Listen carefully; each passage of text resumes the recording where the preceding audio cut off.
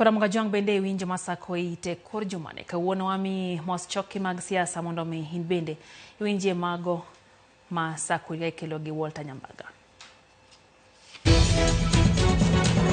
Bas masako ito duogo ka pek meli. Wachako kod maimbo mar Kenya. Ruto jurit ni dhiro jopiny why? Wewe nani? Wacha kusukuma wananchi wewe.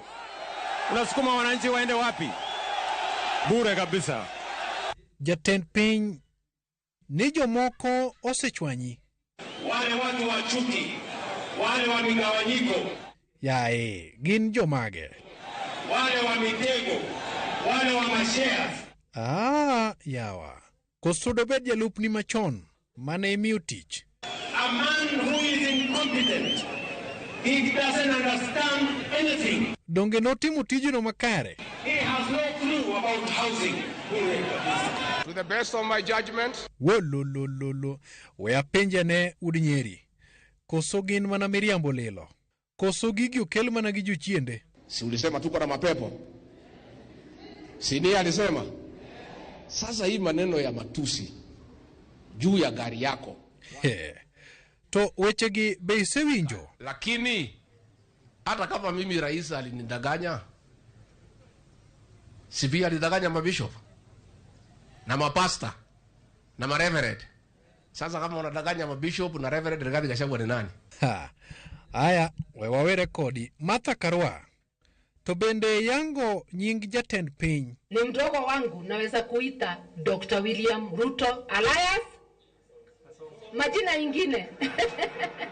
Wololo, to iluonge nango? Nikikuita William Ruto sijakutusi, si ni jina ulipatiwa na mama yako. To in to iluongi nango? Ukiniita Martha Karua mimi sitalia. Jatend piny duogane ka. Wachore ni chako siasa chon sana. Mimi nataka niwaambie wala wanasema tumeanza siasa. Wacheni kuhara mapema. Siasa bado. Rais William Ruto alishindwa kuvumilia, akatoa makucha, akatoa rangi yake mapema. Sasa munasema hii. Na siku tukianza siasa yenyewe, si mutakimbia? To kosogi olo koyo kuomi. Mimi nataka niwaulize. Nyinyi mkiona tumeanza siasa?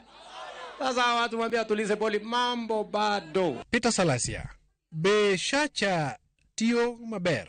NSSF haijaisaidia Mkenya yeyote katika nchi yetu ya Kenya. Nango. Lakini kila siku wanaongeza pesa ya NSSF bwana rais. Aya, kare wawera kodi mondo wachomo genya kone. Jaduong' Wandai, to iselal nyocha in kure? Nyocha an Western Kenya. Nitima ngo? Msafara mar president. Ichobu Ngoma, Busia, Vihiga, Kakamega. Iluru pata mumo kedhot yawa. Alwor. Awinjo ni sani jipangore. To kiwuotho kama wange neno malum. To ifwenyo ni ogeniwa moko se chako go atua. Jipangore. To unu tima ngo? Wanto karwaka pod wadich kod analysis mokrum. Tawinjo ne jomoko dwa ni mondo ichak keto sirikal tesre. Benyalore. Ni an as a cabinet secretary. Ni monda bedo position within the government. Ni monda kosoa sirikal, ni monda criticize, ni karach, ni monda kwe.